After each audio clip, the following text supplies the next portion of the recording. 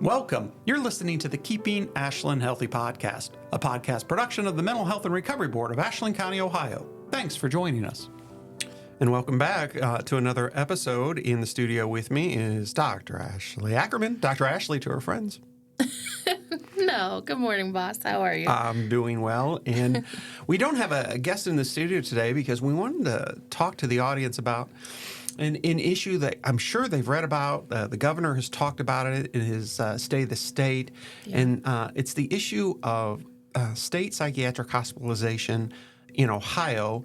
So I wanted to maybe talk a little bit to the audience about what's going on there, but also I want to bring it home and maybe you and I, Dr. Ashley, talk about crisis services also in Ashland County and what that looks like. Yeah, I think that's great. And it's a topic people should know more about, I think. So. Yeah, and again, I don't want folks to not understand how the process works because, you know, if they're in a position to help a loved one, a friend, or themselves, I don't want them to be hesitant to reach out for that help because, you know, maybe they have misinformation about what is going to happen. So if we can clear up any of those myths around crisis services in the county, that would be great. Yeah, it takes away a barrier maybe for someone reaching out for help. Exactly. So, good idea. So again, if folks missed it, what has happened? And this is something I've, you know, as I always tell Dr. Ashley, I'm extremely old, so I've been around long enough to see this car crash in slow motion, which is our state psychiatric hospital system in Ohio. What has happened is in the 70s and 80s, Ohio actually led the country in terms of getting folks out of state psychiatric hospitals into the community, and we closed down several state psychiatric hospitals. And then, you know, we were all celebrating. We were happy about that. That was a good thing. Yes. And in the 90s, we noticed that there were people in the state psychiatric hospitals that were there under what we call a forensic status. And again, this is important. It sounds technical. It is, but it's not hard to understand. So sometimes folks that are found by a judge or a jury to be incompetent to stand trial or not guilty by reason of insanity, rather than going to a prison, they'll go to a state psychiatric hospital to spend some amount of time, depending on the offense, et cetera. So they're on what we call forensic status. And then the bulk of the folks back in the 90s were there on what we call a civil status. And I want the audience to know the difference. So forensic status, a judge has ordered you there for usually a long period of time. We're talking years in terms of a length of stay. Folks that are there on a civil status, this is the more common occurrence where an individual might be struggling. They get an assessment, and the assessor, family, the person all agree that the best course of action is a short-term stay at a psychiatric hospital so they can get stabilized. Maybe a lot of times that's just getting them back on a regular sleep and wake cycle, eating, drinking. Sometimes it involves medication adjustments, et cetera. And that length of stay historically was a couple weeks. And those folks are there on a civil status because, again, they're going because they've been reviewed by a clinical person trained to do an assessment, and that assessment has determined that they are eligible or appropriate for that level of care. Right, yes. So back in the 90s and previous, the folks that were at the state hospitals under a civil status, they were far more folks there under a civil status than there were on a forensic status. And what that meant is, Dr. Ashley, we had pretty easy access to the state psychiatric hospital beds. But as you might imagine, over time, as more and more folks, you know, went in under a forensic status and they stayed much, much longer. Their length of stay years versus civil, where the length of stay was, you know, a couple weeks. Over time, the inevitable happened where we get to the point where we're at today, and what the governor mentioned, we're right around 93% of all the state psychiatric beds that we have, and we have 6 regional hospitals, state psychiatric hospitals in Ohio. 93% of those beds are filled with people there under a forensic status. Yeah, that is astonishing. Yes. And I remember them saying at a meeting I was at recently that the hospitals are at 97% capacity, so only 4% civil admissions. Yeah. So for a practical, and the reason the governor made a point of bringing this out in his State of the State was that our capacity to admit folks on a civil status to a state psychiatric hospital is really been impacted by this trend. So the state is trying to do several things to increase the civil capacity. So sometimes folks, that's what they need. They can't be stabilized in a lower level of care. Yep. Now, in Ashland County, I want our listeners to know the vast majority of folks in Ashland County that go to usually UH Samaritan for an assessment, we're able to stabilize them in something less than a state psychiatric hospital. Absolutely. So most of the folks are able to go home with family, friends, follow up with appointments same day, next day, et cetera. But occasionally we need that high level of care. And if it's not there, that presents challenges. Right. And it presents challenges to all the 88 counties. So the state is trying to figure out a way to increase civil capacity. So you're saying the hospital's full, and then the concern is we have less availability for people who need it in the hospital. Yeah. So, the governor and his team, as well as our partners at the Ohio Mental Health and Addiction Services at the state level, there's sessions going on, discussions. You've been to one regional discussion.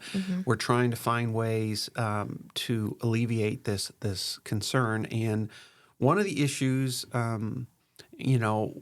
they've offered money for the private psychiatric hospitals to accept folks that would have otherwise gone to the state hospital. So that's been successful. We get hospital access funds. That's the technical name for those funds. Yeah, that helps. It does help. So basically, we have funds from the state to divert folks to a private psychiatric hospital rather than the state. But, obviously some of the folks have insurance, some of the folks don't have insurance. So the state came up with the funds to support those admissions and ensure or assure the privates that they're going to get paid if they do admit these folks. So we've had quite a bit of success with that. Yeah, I definitely think that helps. Yeah, you manage that. Mm-hmm. Yeah, and we use most of those funds every year. If not, they give us a little more. So it's definitely something that we're utilizing, and it helps with this issue, but it doesn't solve it. And that's just it, Dr. Ashley. That is a Band-Aid. It's an important Band-Aid. Yeah. But it's not solving the underlying issue. So another Band-Aid, now a bigger Band-Aid, was just announced. And I wanted the audience to know about this if they've not already read about it. Yes. The governor did announce that they're going to build another state psychiatric hospital. I told you we were at 6. This will put us back to 7. They're going to add about 200 beds down in the Dayton area. Yep. So I have mixed feelings, as you might imagine, Dr. Ashley. So I always thought Ohio had done a great job in closing down those hospitals in the past, and bolstering or enhancing community-based services so that folks wouldn't need that really high, intense hospital-level care. So it really was a sign of success that we were able to close down these state psychiatric hospitals. So part of me says, well, the fact that we have to build a new one is we're going backwards. Right. Concerning. But that forensic civil situation didn't exist back in the 70s, 80s, and 90s. So the reasons why we're building the state psychiatric hospital are fundamentally different. So I guess my feelings are a little bit mixed. Yeah, but you say this is a Band-Aid, though. Yeah, it's Why a do you big say that? Band-Aid because I think we're just going to fill it up. I think so too. And in one of the sessions you mentioned that I went to before about this issue, we talked about it. In some other states, they've actually done that. They've just built more hospitals to try to remedy the issue. But the thing is that they just fill up too. Yep. And then that's the same issue. The analogy is to prisons, right? Yeah. So this is played out in prisons that have been built throughout the country over the last 20 to 30 years. You build them, they fill them. Right. You build them, they fill them. So that's my concern. So I think the bigger issue is, the fundamental issue of how we manage folks that really are on that forensic status, because those are the folks that are staying for years. Things have gotten so tight with our length of stay. You might recall I said back in the 90s, it was typical for the length of stay to be 14, sometimes 20, 21 days, 2 to 3 weeks. We've gotten to for the forensic, point, you're saying? No, for civil. Yeah. Okay. And now we're at 4 or 5 days, and folks Even if you Yeah. do get into a state psychiatric hospital, and I wanted the audience to know this, so if you have a loved one that does go, they may not stay there very long. Yeah. And that's because a lot of these pressures I'm talking about, there's such a demand for those beds on the civil side that they might be coming back to the community quicker than you might think as a loved one or a parent, Yeah, et I cetera. think people maybe don't know that, so that's a good point. So I want folks to know about that. It is forcing us, Ashland County, and all the other counties to beef up our community-based services, though, to help folks that maybe in another era would have stayed longer, right? So that means we just need to be more intensive and intentional about the community-based services so that they can come back and be successful even with a shorter length of stay at the state hospital. Definitely, that's a great point. That's what we do every day. We work on that. Yep. So. And, for our audience, I do want to emphasize, and Dr. Ashland, I'll say this a couple times, if you or a loved one is in distress and you're really concerned about the person that maybe they've expressed a desire to harm themselves or somebody else, or you're just concerned, don't hesitate. Reach out to the board funds a 24/7 number through Appleseed Community Mental Health Center, 419-289-6111. That number is so important. We include that at the end of every one of our Keeping Ashland Healthy podcasts. Yes. If folks continue to listen on through the end, they'll hear that number. And the reason we do that after every episode is that's an important number. We want folks to know 24/7, even if you're maybe you haven't heard your loved one say or feeling like harming yourself or someone else, but you just don't know where to turn, where to go. You need some support. Yes. Maybe. Yeah. It is also a support and resource number. So don't hesitate to call that 419-289-6111. That number can be used for more than just an immediate crisis. It can also be used for information referral. I think it's great, too. We work closely with the people that answer those phones, right? We know them, and they are wonderful. They're caring, compassionate people. They're professionals, and they're local, and they know the local resources. So if you need connected to something, they're going to know the answer to that and be able to help you with that. Yeah, that's really important, Dr. Ashley, because there has been another option, and I do want to talk about that other option because I know our audience has probably heard of it, and it's 988. So 988 is the new national 24/7 suicide prevention, suicide hotline, information line that folks can call. And I'm not saying don't call that number. I prefer our 24/7 local number. But if folks want to call the 988 number, the difference is it will be answered by somebody. Usually it's a regional call center. Yeah. The regional call center that covers Ashland County is up in Lorain County at the Nord Center, which is a large community behavioral health agency. As you said, Dr. Ashley, the main difference is the person answering the phone call when you call 988 is not going to be a local person with the level of knowledge, expertise of Ashland County agencies, support agencies, and that's the main difference. And in my mind, and I think the mind of our board, that's an important difference and distinction between the 988 versus ours. But if somebody said to me, David, is it better to call one of those rather than none of those, of course. I would. Yes. I definitely want the person to call. And Absolutely. if 988 is what comes to mind, call it. Do it, yes. But I just, if somebody were to say what your preference is, definitely my preference is the local number. Yeah, and definitely from my experience, so I worked as a counselor in crisis work prior to my work here at the board. And what's really cool about the local number is that those people that are answering the phones, they do build a relationship with some of the people that call. Yeah. And they know the people who are calling, and the caller knows, the people on the other end. So that relationship, I think, can be really helpful over time. Yeah. And the other thing I thought would help the audience is just to walk through this is not the scenario for everybody, but this is a pretty typical scenario if you were to call our local number. Yeah. If the professional that you get on the other end, they listen to what's going on, they may recommend or suggest to you as the caller, bring your loved one or yourself down to UH Samaritan ER. Mm-hmm. Most of the time, that's where you're going to go if the person feels like, the issue you're describing is something that could be life-threatening. Yes. So, and then the purpose of that is that professional will meet you down there, or if it's not them, it'll be somebody else through Appleseed, to do what we call a pre-screen. Yeah. And that's just a fancy word to just do an assessment to get more information about what is going on with the situation. And they do ask a lot of questions. And if you are a friend or a family member and the person wants you to be there with them, that's great, because sometimes collateral information is really helpful for the Definitely. screener, because sometimes, Ashley, I know you did that pre-screening work, so did I back in the day. Yeah.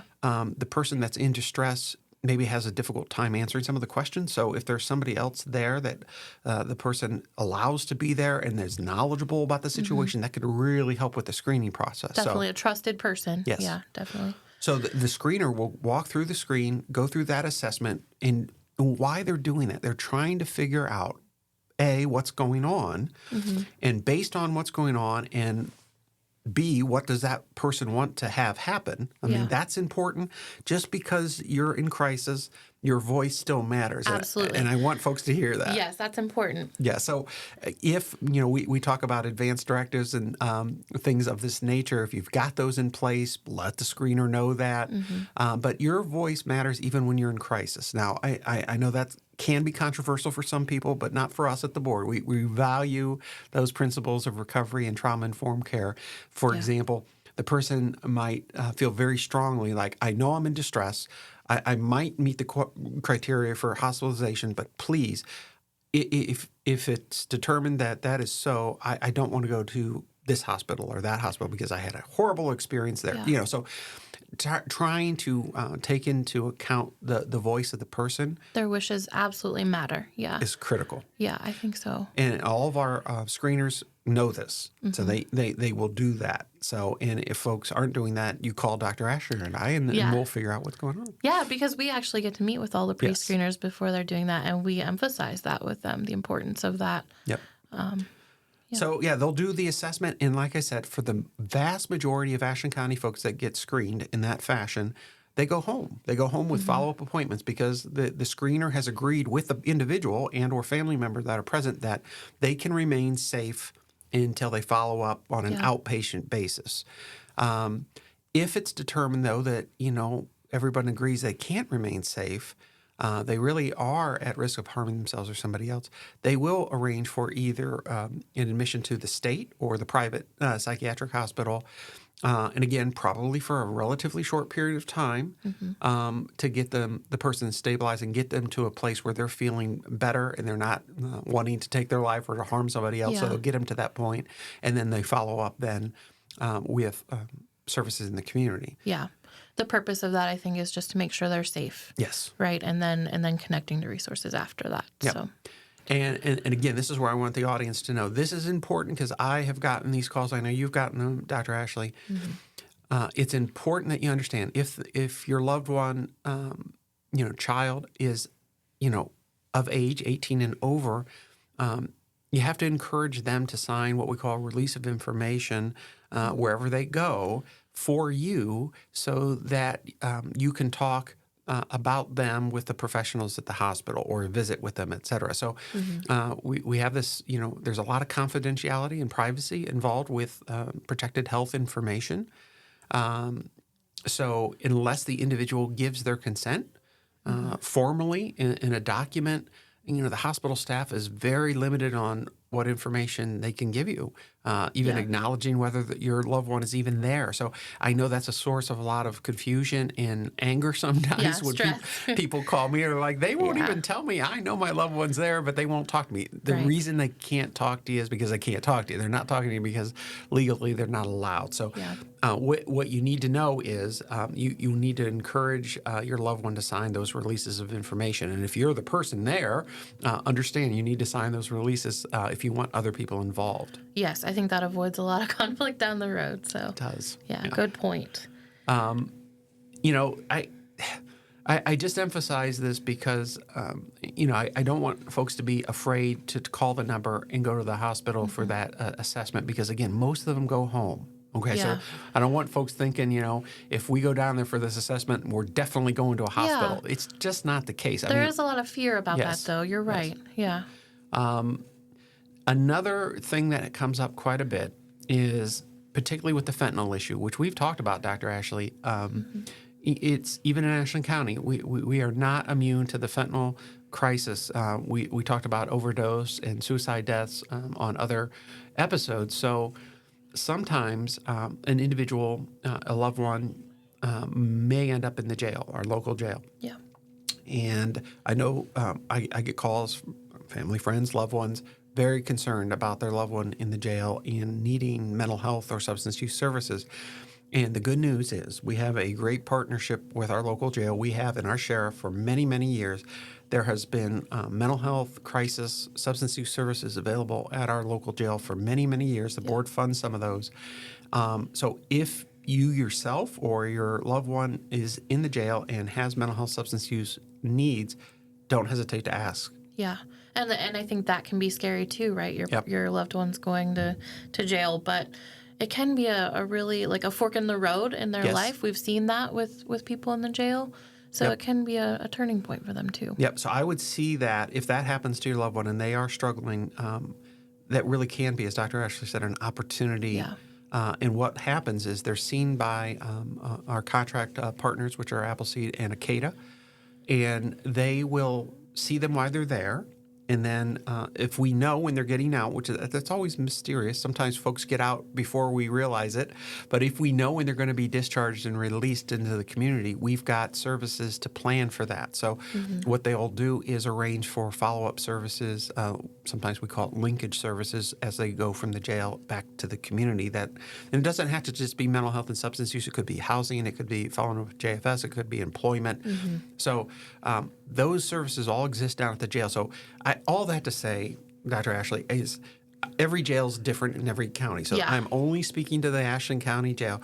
It is not a scary thing necessarily for somebody. And in fact, for your loved one, it might be the best opportunity they have because folks that are struggling with fentanyl and methamphetamine use, they are not coming into our outpatient agencies for help.